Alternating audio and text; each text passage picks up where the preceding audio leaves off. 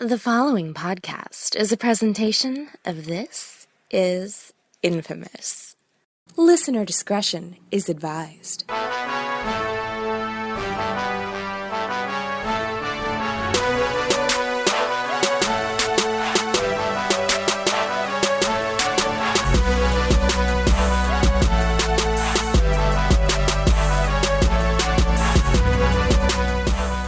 Thanks for tuning in again this week, everybody. This is Intelligent Wrestling Conversation, the show that brings intelligence into the conversation about professional wrestling. I'm your host, Billy Donnelly, who you can find regularly at JoeBlow.com, as well as This Is Infamous, and no fanboys speak aloud on this particular podcast. Loaded show to talk about this week, so I don't even want to waste too much time in getting into it. We got to talk about WWE Battleground. We got to talk about the first Raw post-draft. We got to talk about the first SmackDown post-draft and how it all seems to be coming together as the WWE builds a future with two distinct brands, the brand extension, the brand split, whatever it is that you want to call it. Right now, there are two rosters in two totally different places, and it seems like they're doing two totally different things.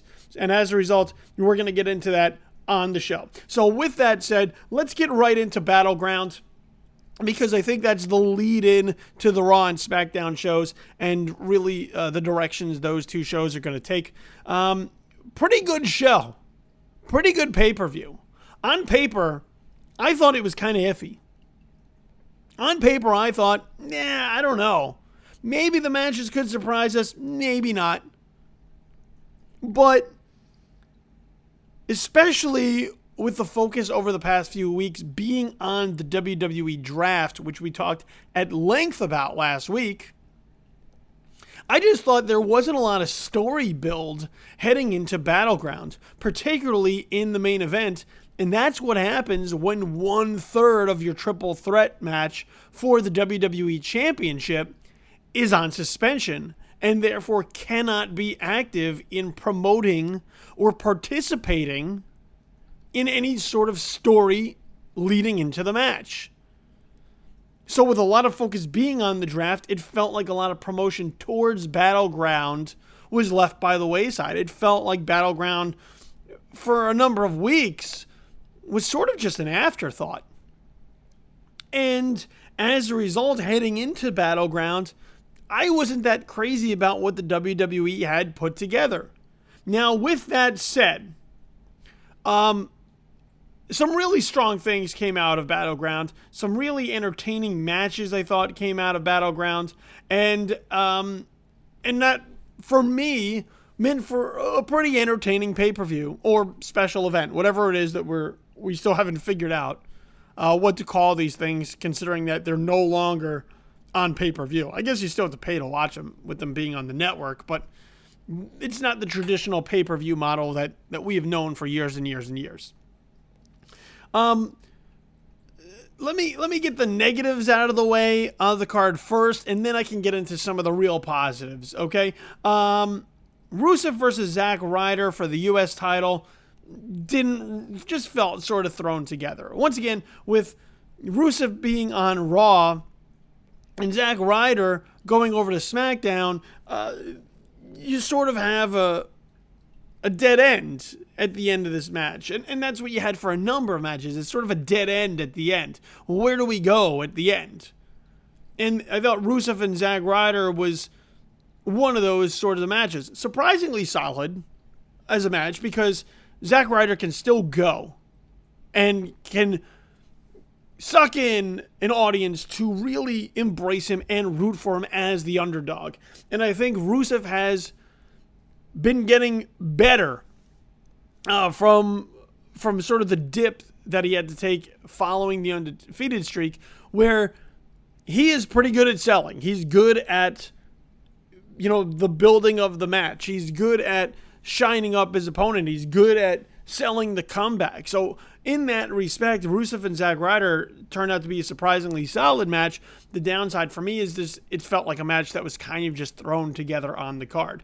And on top of that, what I noticed watching this match is Lana's stock could not have bottomed out any further. And she is so underused ringside where they could really do something with her to help add to the overall Rusev package. Take, for example, Maurice, who is now ringside with The Miz, and what she sort of adds to The Miz's presentation, and not just as somebody who stands there. She is sort of active in the result of the match. She is sort of selling close falls. She is sort of injecting some sort of emotion into what is happening to her husband, and that helps bring heat onto him. I think there needs to be some re-examination with Lana in terms of how to help her bring heat to Rusev, because just introducing him and laying out that he is her fiance and as a result the only one that can have her, it does bring a moment of heat because of jealous people. But when it comes to the match, it doesn't really lend any heat to Rusev. So I think in watching this match and sort of just watching Lana stand over on the side, she's just sort of there.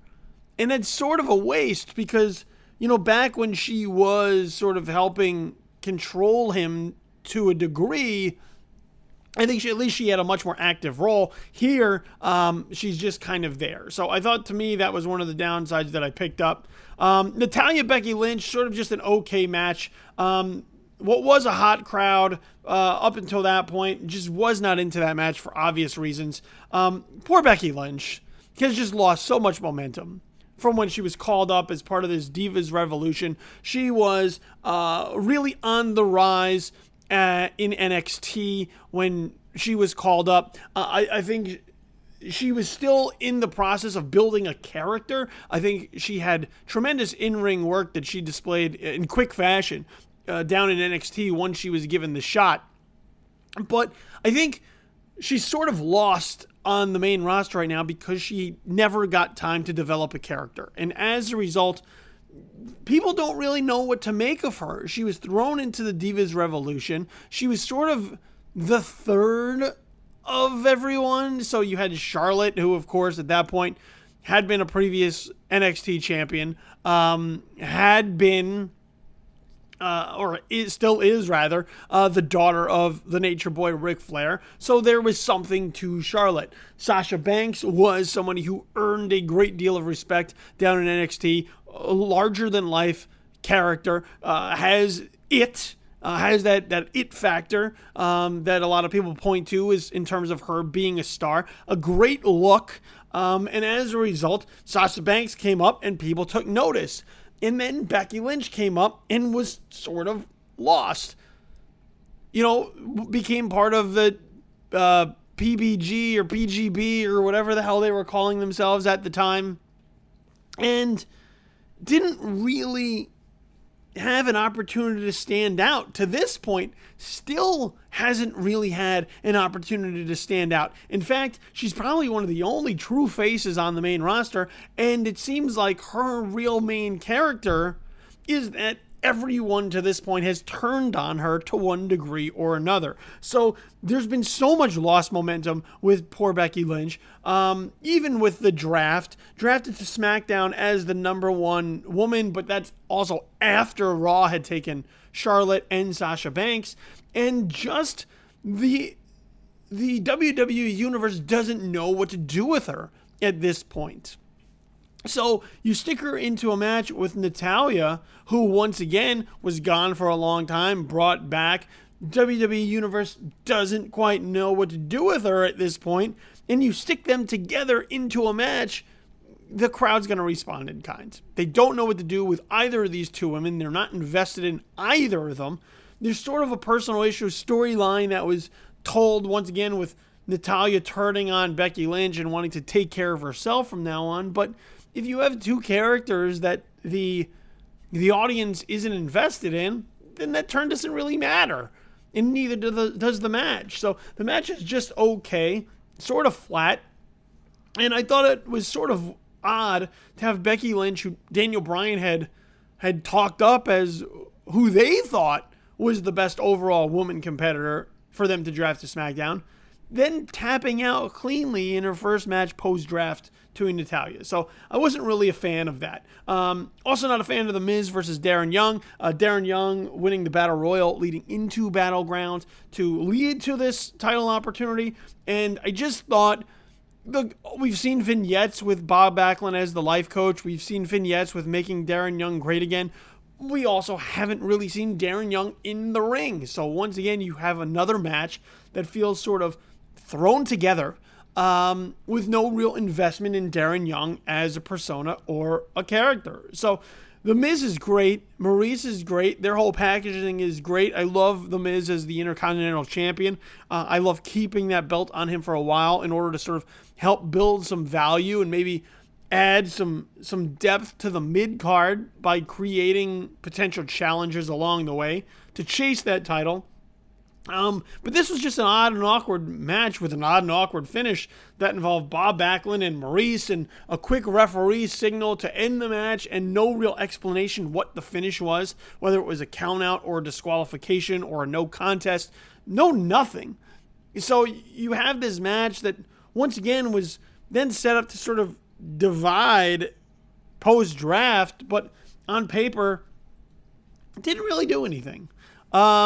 And then the other knock I had was the highlight reel with Chris Jericho and Randy Orton. I thought Randy Orton had a good one-liner talking about Brock Lesnar and how no enhancement is needed in order to hit someone with an RKO. But it felt like a Raw SmackDown segment, at least from the Raw and SmackDown of old. Just sort of filler. And I think if you took that out, while it was nice to have Randy Orton come back after being on the shelf for 9 months with a shoulder injury, if you took that segment out of Battleground, you really wouldn't have missed it. It didn't really add anything overall to the package, especially with Brock Lesnar not present. It's just Randy Orton sort of talking and then delivering an RKO to Jericho, which gets the crowd popping and everything. But I just thought overall, not a lot was added to that particular segment. Okay, let's get into the really good stuff, though. Now that all that stuff is out of the way. Sorry to open on such a downer, but I wanted to get that stuff out of the way because I'm really excited about the good stuff that came through on Battleground, which is why I'm sort of up on this particular show. I thought they opened the show in a tremendous fashion. So they have the tag team match between Charlotte and Dana Brooke versus Sasha Banks and a mystery partner. Now, there had been all sorts of rumors about who the mystery partner could be.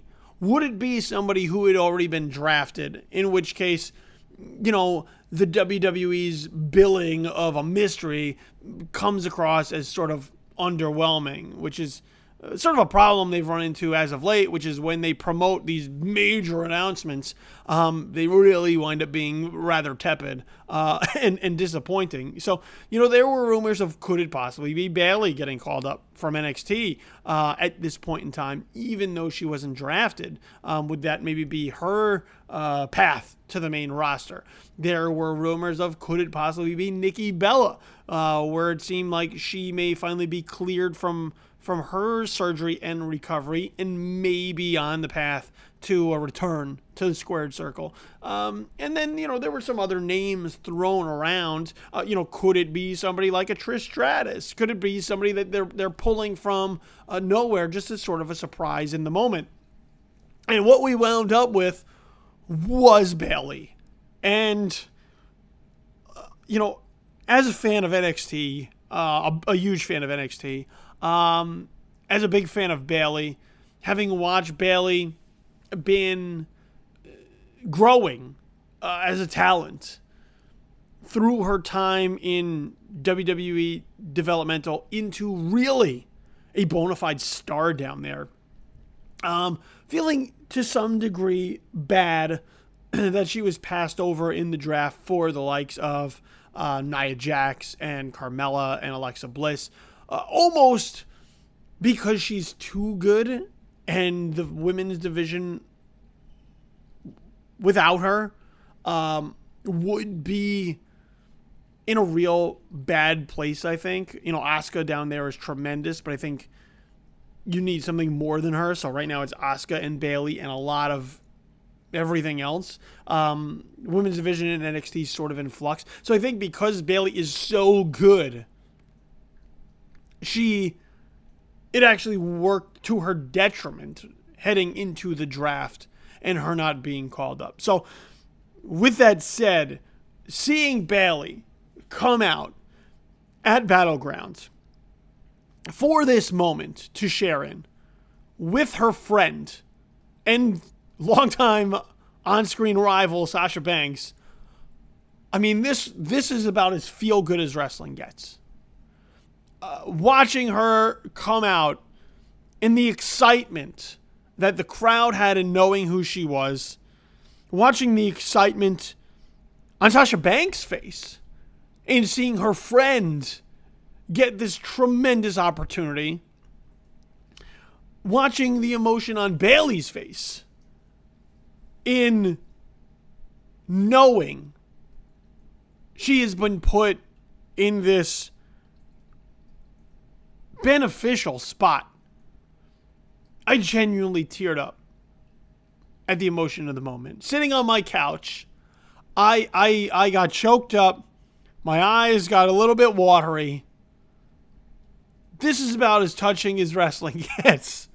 And as real as it gets. Because, having been to NXT, having been to Full Sail, having seen these competitors up close in such an intimate environment, you do kind of get the feeling that you know them a little bit, even if you haven't.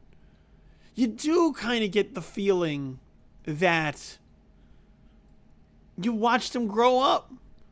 You watched them develop. You watched them get better. It's like watching a kid grow up into an adult. So genuinely touched by the moment with Bayley being called onto the main roster for what they say is just a one-off, just a one-time deal. I mean, she still has to compete against Asuka at NXT TakeOver Brooklyn 2 in a rematch for the NXT Women's Championship. So she still has business down there, but it will not be long before Bayley is a permanent part of the main roster. I tell you this. I look forward to that. I look forward to getting just as choked up in that moment as I did watching Battleground. And while the tag team match, look, it's pretty textbook. Pretty textbook to get us Sasha and Charlotte in a one-on-one. But I thought overall, the match itself, a pretty hot tag team match. Crowd was really into it. I mean, they love Sasha Banks. Charlotte has been a strong heel. And with the emotion of Bayley coming in, it just seemed like everything came together really well for this match to start off the card and to get that hot crowd up in Washington, D.C., really into Battleground. And they started it that way. They ended up, I think, that way. And this was a good launching pad, having this tag team match. So kudos to the four women involved. I think Dana Brooke still needs quite a bit of work. Still rather green in comparison to the other three participants in this match. But overall, really solid start to Battleground. And from there, it went in another good place, which was a six-man tag between the Wyatt family and the New Day. Now, you had the New Day going to sort of the Wyatt family compound, and that sort of odd take in a number of ways on the final deletion. Could it be coincidence? Sure. Timing-wise, it felt a little odd. And I don't think it was executed as well. But the New Day have their moments, and I think in recent weeks they've had a nice wrinkle added to that, which is in Xavier Woods getting serious, understanding that the Wyatt family is a threat, and sort of watching him in this side plot, almost being hypnotized by the allure of Bray Wyatt, I think added something to this particular match. So, you have the New Day, you have the Wyatts returning, and I think that collision course really made for an entertaining match, I will say. you did have this ugly Big E dive in the middle of the match that, like, people need to stop these suicide dives through the ropes to the outside because they're not always landing in the cleanest ways. And every time I watch, I just cringe because I don't want to see anything bad happen to any of these talented performers. I don't want to see them get hurt. So they just need to just take it down a notch in those moments. Just take it down. Just a little bit. Take it down. Take it down a notch. Just a notch. Just a notch. But once again, the story with Woods and Bray Wyatt sort of paid off in the match, with Xavier Woods sort of snapping out of it and unleashing some fury on Bray Wyatt. This is, again, another one of those sort of dead-end matches with Bray Wyatt going to SmackDown, Braun Strowman going to Raw, The New Day going to Raw. So really, after this match, it doesn't really go anywhere with any sort of continuation of the story. But I did like, for a change, that the Wyatts did get a win for once. I thought that was a big deal. The Wyatts getting a win for once is a big deal because it showed that, once again, Bray Wyatt is dangerous and that there's some teeth to him because he can talk all he wants. They could do everything in the weeks leading up to the pay-per-views, but in the end, it really comes down to winning matches and beating people that matter. And I thought it was a real big rub for Bray Wyatt and the now sort of splintered Wyatt family to get that win against your two-time WWE World Tag Team Champions. It's a big deal. And I think there's a lot that's going to happen with Bray Wyatt as he sort of gets a rebirth on SmackDown. And I think this was sort of the start of that. Sami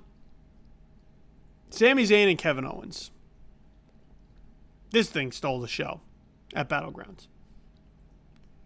If you didn't think going into that match you were going to get an outstanding match, well, then I don't know who you are. But knowing on paper we were getting Sami Zayn versus Kevin Owens, I expected the match of the night. And we got it. We did get it. Now, look, they're both competitors going to Monday Night Raw. This was sort of the match they were billing as the thing to end their feud. But we know that that's not going to happen. These two guys are going to fight forever. And I'm perfectly okay with that. In fact, if one day Sami Zayn and Kevin Owens are headlining WrestleMania to fight for a WWE Championship, oh man, what a main event that's going to be. And maybe we'll get there. Maybe it'll sort of be like The Rock and Austin or The Rock and Triple H, just two people just for eternity, sort of linked together, that we can always safely and comfortably and excitedly go back to. But this match was top notch, as to be expected. I mean, Kevin Owens heals like nobody else heals right now. And Sami Zayn is a great underdog. Sort of the evolution of Daniel Bryan in a number of ways. Who also just sells really well. So as a result, you rally behind him and you want to see him overcome. And I thought this match told a great story. You had this nasty springboard moonsault on the outside that Sami Zayn attempted. And that was just an ugly spill. I mean, almost as bad as the Big E dive. But so you had that moment, and as a result, you have sort of this Zayn arm injury that they're sort of using throughout the match as a means for Kevin Owens to target something on Sami Zayn. You had Sami Zayn pulling out a brain buster on the ring apron outside the ropes. That was just sort of disgusting. Tremendous counters as you build throughout the match. Just overall, an excellent match. Big win for Sami Zayn to get that rub over Kevin Owens. You know, Kevin Owens can sort of lose at this point and have it not be a big deal because he's been around for a while. Sami Zayn, I think, needs some wins to sort of establish him as a guy who matters, a guy who's meaningful, a guy who's on the rise and can be a contender. And I think this was sort of the match to do that for him. So I'll be interested to see where Sami Zayn sort of slots into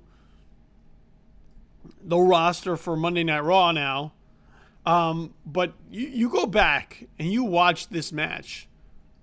It's tremendous.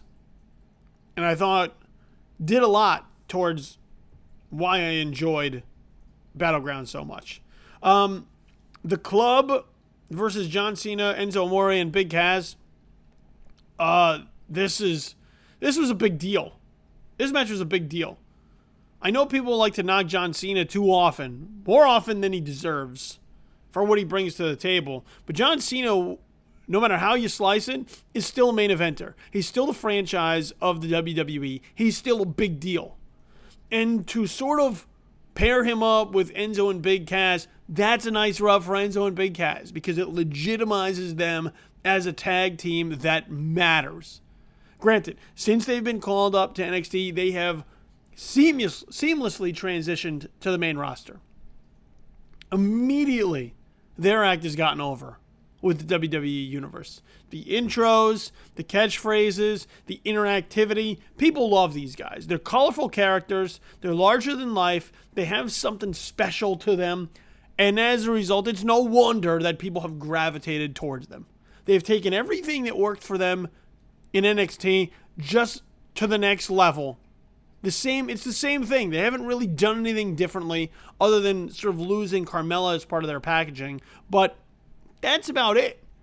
And it just goes to show you that if you got something good going for you, it'll work wherever you go, however you put it out there. But this was a crowd-pleasing match. It really was. Everything that these 6 guys needed to do together to get the crowd into what they were doing, they did. And the crowd was super excited and really into it. As much as people hate Cena, and as much as we have those "Let's go Cena, Cena sucks" divisive chants that sort of cut the arena in half on a nightly basis, it speaks volumes about how well this match came together, that when John Cena pinned AJ Styles to end this match, the place erupted. That's saying something. Normally, you'd get, your IWC folks who are like, oh, see, they're burying AJ Styles and just another win for John Cena over another talent who deserves more and blah, blah, blah, blah, blah.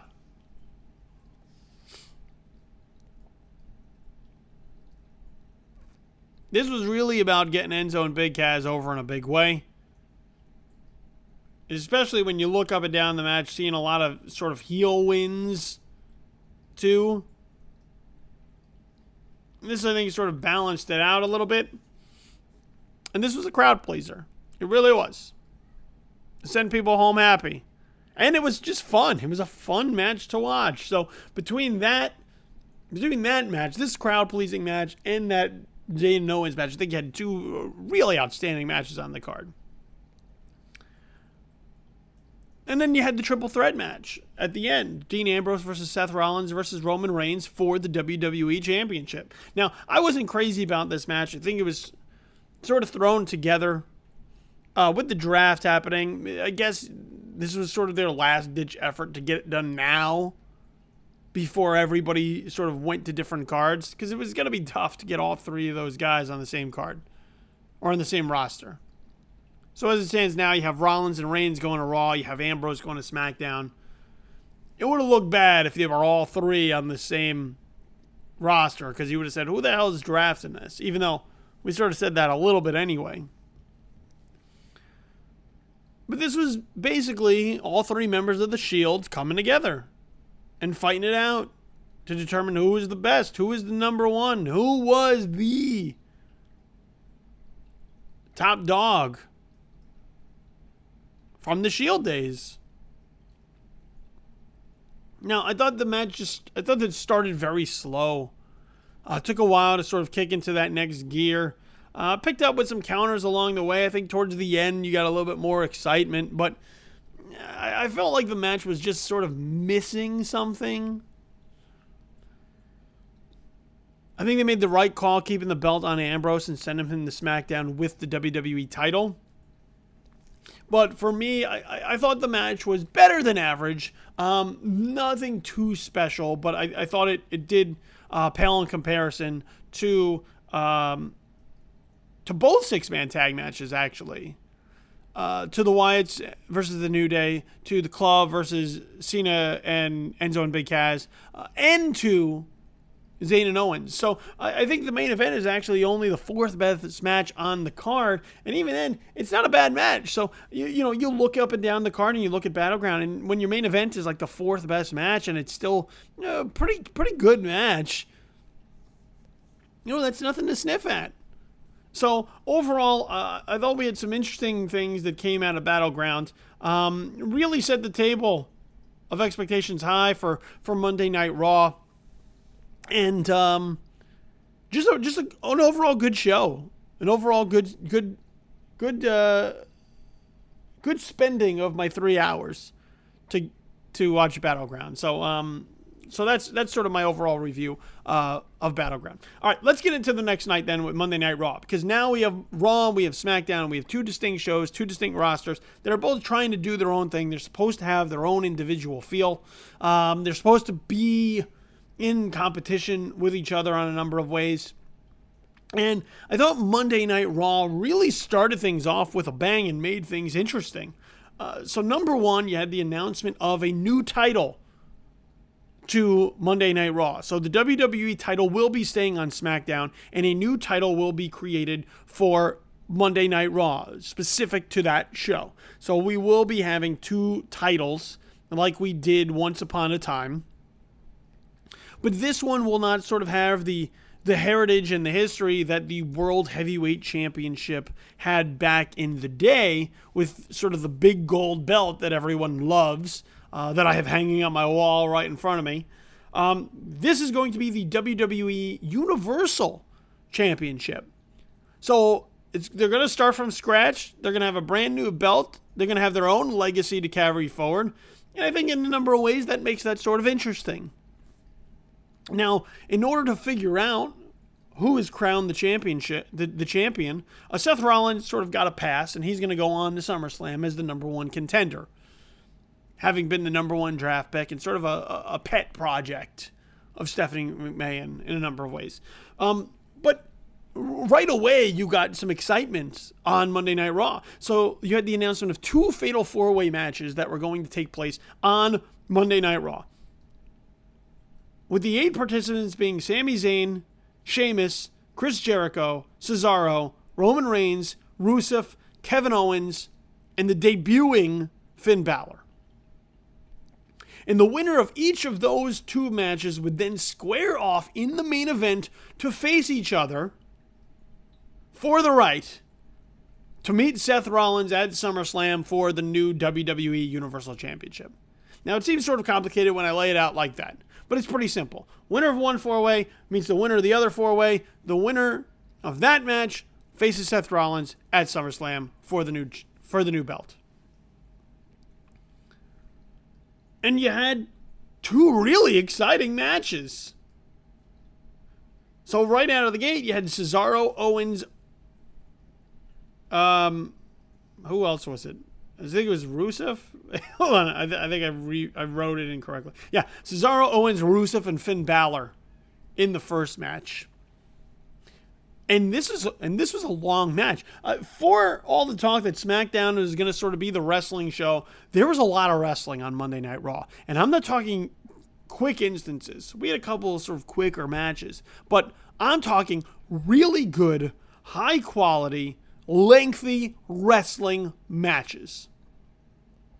that went through several commercial breaks, went through several segments. You're talking about matches that were carrying 3 segments. In that match, Cesaro, Owens, Rusev, and Balor, stellar. Right up there with what we got sort of the night before on Battleground when it was at its best. And what we wound up with was a huge debut for Finn Balor, walking away from that match the winner and moving on to the main event.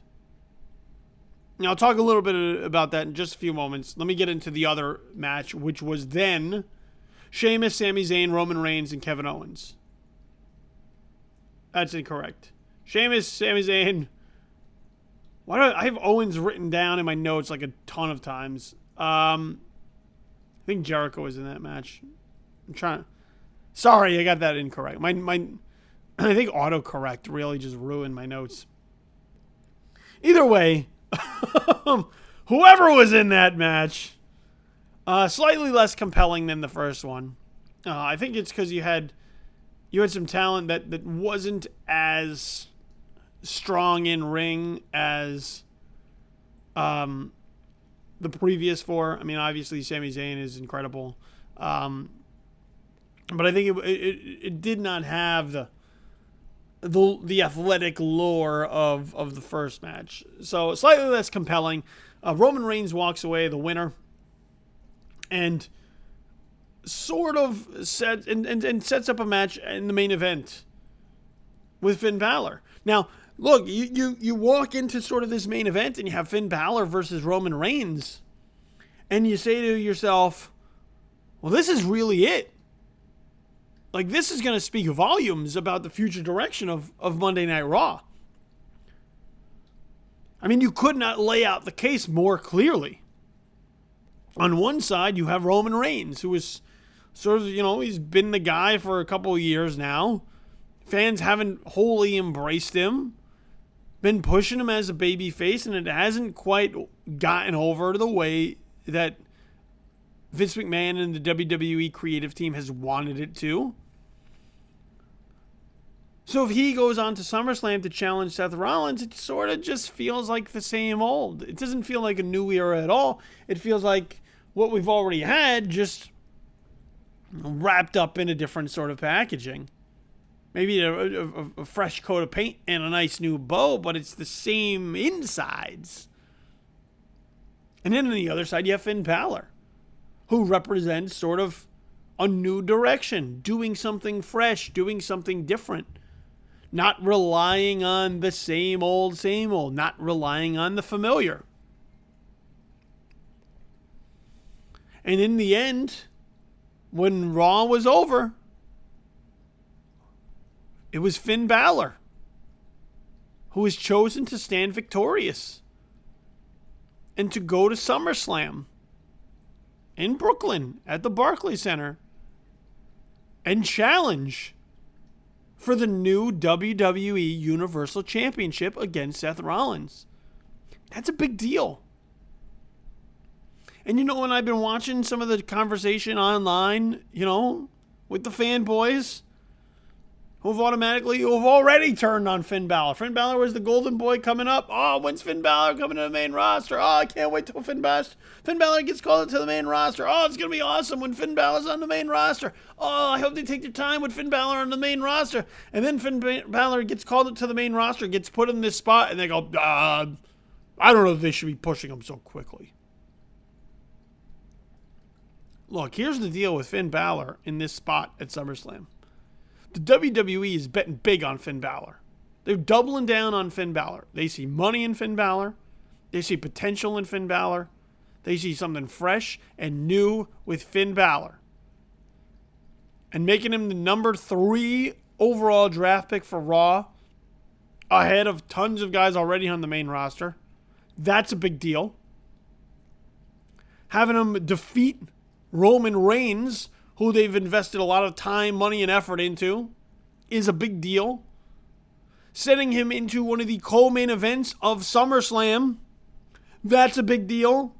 Having him compete for the WWE Universal Championship already, that's a big deal. That says we have confidence in Finn Balor. We think Finn Balor is a huge deal. And we are not going to waste time tinkering with it. We got a hot hand. We're going to ride it. And we're going to see where it takes us. And if the fans gravitate towards Finn Balor very quickly, it's going to be like a rocket ship up his ass. In all the good ways. I'm excited about this new direction. We wanted a new era. We wanted something different. We wanted something not that they had been doing time and time again. Something that didn't feel like they were driving it into the ground. Finn Balor represents that. And as a wrestling fan, you should be excited about that. And I can't wait to see what they do in the main event at SummerSlam, because I think they're going to tear down the house. It's going to be pretty incredible. All right, let's get to the other big news of Monday Night Raw. So they line up because Charlotte tapped out to Sasha Banks at Battleground to end their tag team match. They line up a one-on-one title defense between Charlotte and Sasha Banks. Not waiting for SummerSlam. Not going to build that program. They want to start off Monday Night Raw with a bang.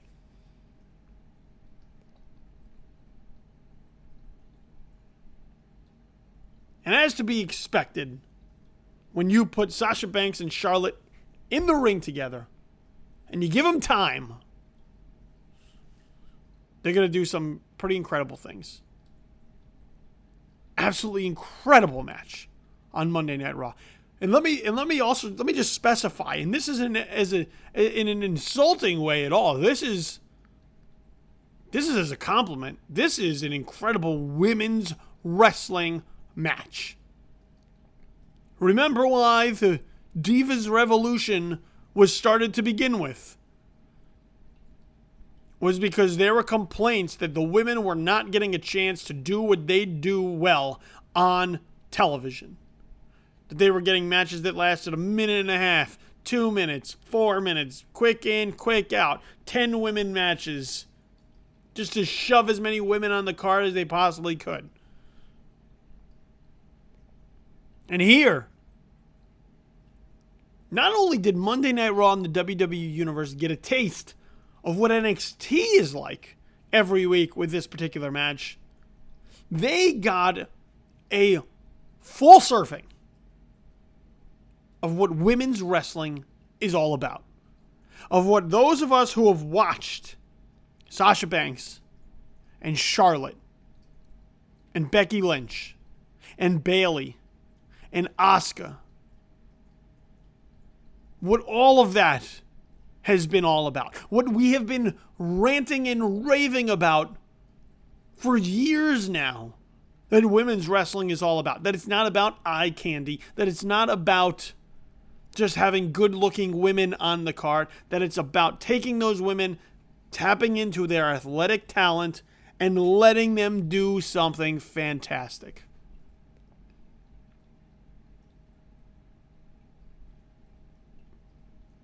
Go and watch this match on Monday night. Now, it's not Sasha Bayley. It's not that yet. But a really tremendous match. And in the end, surprisingly, Sasha Banks was your winner. And Sasha Banks is now your new WWE Women's Champion. Now, being the 100% unapologetic Sasha Banks mark that I am, I cannot be more excited about this present day scenario. When it happened, I was shocked. But when it happened, truly excited. Sitting on my couch, I leapt off, popped hard in my living room, disturbed my entire house, entire residence, with my excitement.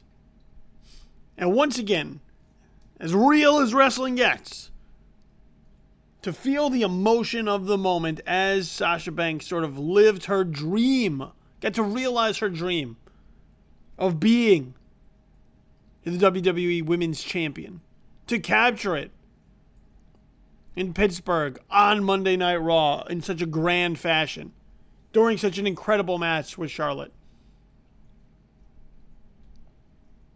I mean, that's what makes wrestling special. So, between those matches, look, Monday Night Raw flew through. Watching these 3 hours this week was a breeze because you had a lot of wrestling. For all the talk of SmackDown being the wrestling show, you had a lot of wrestling and really good wrestling on Monday Night Raw. So let me just talk a little bit about sort of Raw itself. Definitely a different vibe to the show.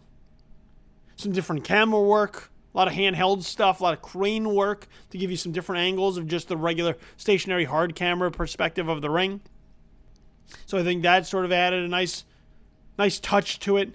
The position of the commentary team has changed. They're once again back up towards the entrance ramp where Jim Ross and the King used to be back in the day as opposed to ringside.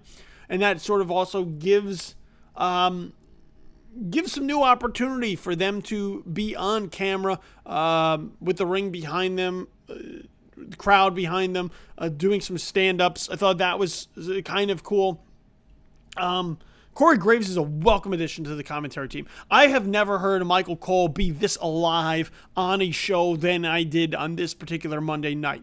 Corey Graves brings a great heel perspective to the commentary team, and really makes Michael Cole sort of now stay on his game, because Corey Graves, I think, challenges him in a number of ways. So you really have Michael Cole focused on being the play-by-play announcer. You have Corey Graves as sort of the heel commentator. And then on the other side, Byron Saxton is sort of the naive babyface commentator. So, look, a real good chemistry right out of the gate between those three guys that really gave Monday Night Raw a sound that it has been missing for far too long. So not only was the show exciting to watch, it was also really interesting to listen to. Much more focus on the in-ring product, selling what's happening in the ring. Because of the fact that you had the two fatal four-ways leading into the main event, you had a connective tissue, a through line on Raw that helped lead the show. And there was much less emphasis on pushing product during the show.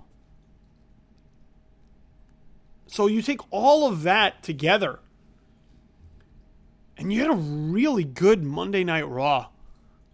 I mean, really, really good. I tip my hat to the creative team behind Monday Night Raw, because they have been taking a beating for months for what seemed like just sort of a dull, drab, familiar show. And I think they really listened to some of the criticisms, and they applied solutions to make the show once again feel fresh, feel cutting edge, feel different. And as a result, we got a really good Raw. SmackDown, not so much. I don't want to spend too much time on SmackDown,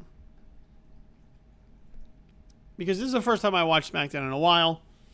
I do like the dynamic of Shane McMahon and Daniel Bryan running the show. I had some issues with the roster, which we talked about last episode. If you want to go back and download that and hear that at length. But SmackDown which was supposed to feel like the wrestling show at 2 hours, felt more like the old Raw. The Raw we didn't like. The Raw we've been complaining about. The Raw that Raw changed from in order to become new Raw. And SmackDown became now old Raw. I mean, let me just start right from the get-go. There's not a lot that differentiates SmackDown from Raw right now, as far as the presentation. Camera work, about the same. Lots of handhelds, lots of crane shots, different perspectives of the ring. You also have these instances where you're getting sort of like post-match interviews right at ringside. On Raw, it was Byron Saxton, who I think it should be somebody else in order to not have to take him away from the broadcast booth. On SmackDown, it's Renee Young. But it starts with the commentary team. Poor Mauro Ranallo is getting no help here. Dude's a tremendous commentator, tremendous play-by-play guy, and he has no help. Number one, he's saddled with JBL, who is as irritating as always. Guy just insists on talking over Mauro Ranallo. So the chemistry isn't there right away, but he never knows when to shut up. The guy's never met a moment of silence that he can't trample over with his verbal diarrhea. And David Otunga just sort of seems lost, just doesn't fit, which, I mean, look, he's been sort of thrown into it in recent weeks, but Mauro Ranallo is very verbal. And as a result, you need to sort of know your role in the team. And I don't think that either of the other two guys know that yet. I don't know that JBL is familiar that he should have a role. And as a result, audibly, SmackDown sounds like a mess. Which is then fitting because it felt sort of like a mess. I mean, you had something similar to Monday Night Raw where they had a six-pack challenge to determine the number one contender for Dean Ambrose's WWE Championship, to find his opponent for SummerSlam. And that laid out John Cena versus Bray Wyatt versus Dolph Ziggler versus Baron Corbin versus AJ Styles versus an open spot that would be filled by the winner of a Battle Royal. So the winner of the Battle Royal would then get into the six-pack challenge. So in a number of ways, it sort of mimics the two Fatal 4-Ways. But just takes a different path to get there. Apollo Crews wins the match, the Battle Royal, and gets into the six-pack challenge. And look, the six-pack challenge was pretty fun. I will say, not bad. There's clearly a step down from the Raw, the 8 people that were able to fill out the two Fatal 4-Ways in Raw, and finding 6 people to fill the number one contenders match here on SmackDown. Because you look at some of those guys and you go, oh, they're not going to go to the main event. Baron Corbin doesn't feel like he's there. Apollo Crews doesn't feel like he's there.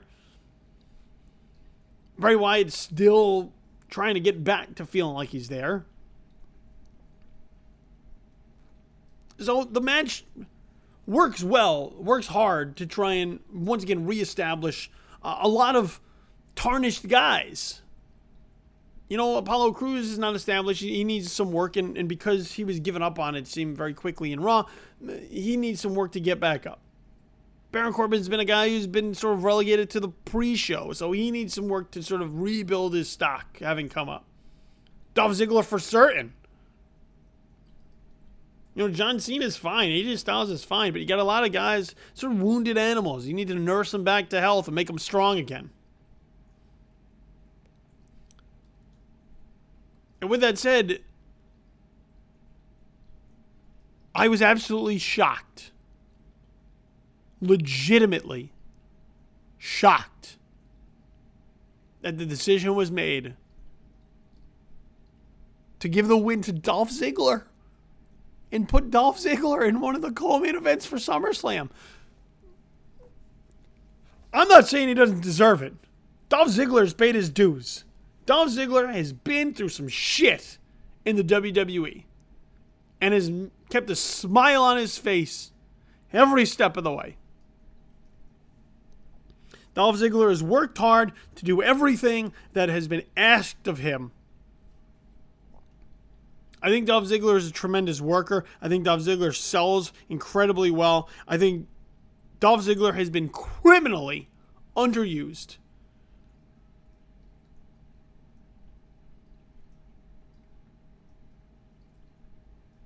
And so you gotta feel good for Dolph Ziggler to have worked through all that adversity, all those obstacles, and kept plowing through with his head up, and now he's paid off here with a main event slot at SummerSlam. I don't know what this means for character for Dolph Ziggler. Maybe we get a more heelish Dolph Ziggler. Maybe we get a Dolph Ziggler who says, I need to refocus if I want to get back to that next level again. Remember, Dolph Ziggler at one point was a world champion.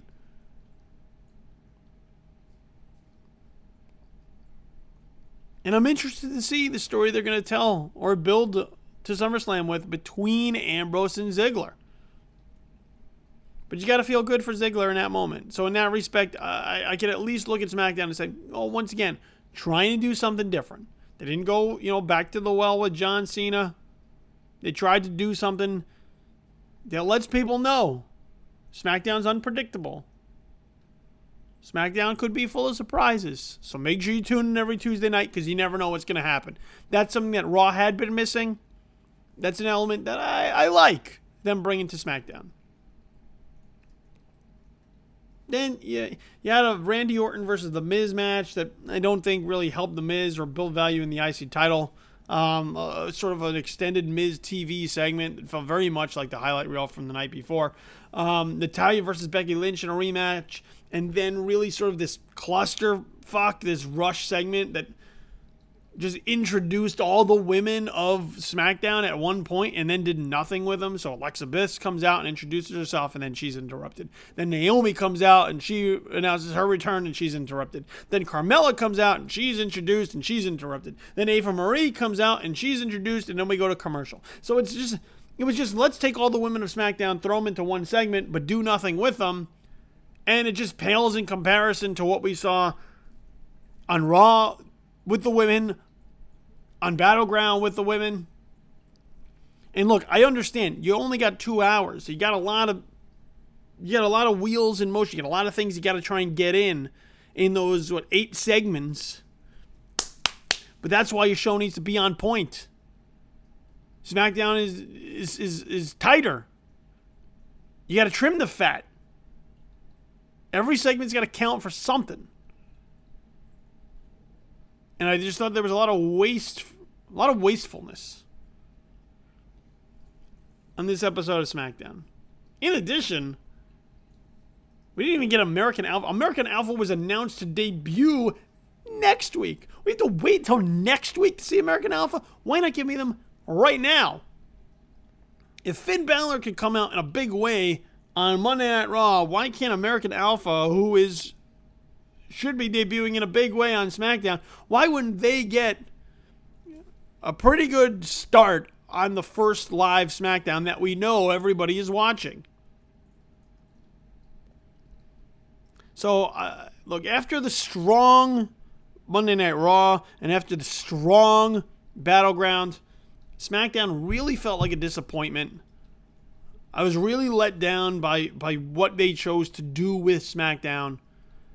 And thinking that it was going to be SmackDown that was the true alternative to those of us who had been turned off by Monday Night Raw for so long.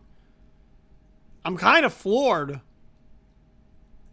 that they just sort of switched spots and made Monday Night Raw that show. And SmackDown sort of old Raw. We'll see where things head as we go towards SummerSlam. But I thought Battleground was an interesting pay-per-view, really fun to watch. I thought Raw was a tremendous start to that new direction. But SmackDown needs a lot of work. All right, with that said, I'm going to get out of here and send you the go-home cue. Let's get on our way. I want to thank you once again for tuning into this show. Podcast can be found anywhere podcasts can be found. So however you got here, if there's a more comfortable way for you to do it, go ahead and take care of that. So iTunes, Stitcher, Google Play, Blueberry, SoundCloud, podcasts can be found on all of them. Make sure that you subscribe to the show so that on your phone or your tablet, show is automatically distributed to you every time we drop a new one. So subscribe to the show. Also, make sure you like it and rate the show. So if there's stars, leave stars. If there's comments, leave comments. Let us know how we're doing on the show. And the rating also helps as far as the placement of the show. So please do that for us. That's a big help. Make sure you follow us on social media as well. On Twitter at the IWC show. That's at the IWC show. Also at Tis Infamous, which is the mothership for This Is Infamous, and at Infamous Kid. That's my own personal Twitter. So for all my random ramblings and musings, my stream of consciousness from my brain to the written word, follow me at Infamous Kid, 2 Ds at the end. Over on Facebook, 2 pages for you to like, facebook.com/tisinfamous and facebook.com/Billy the Kid. Always interesting discussion threads thrown up there. So participate, take part in them, and you'll get out of them what you put in. So fight through those Facebook algorithms, but always good discussions going on those 2 pages. You can find my work regularly at joeblow.com and thisisinfamous.com. And look, I'll be back next week on this show talking more wrestling with whatever happens in the next few days. So I've been your host, Billy Donnelly. This has been Intelligent Wrestling Conversation. Have yourself a pleasant immediate future. I'm out for now. Peace.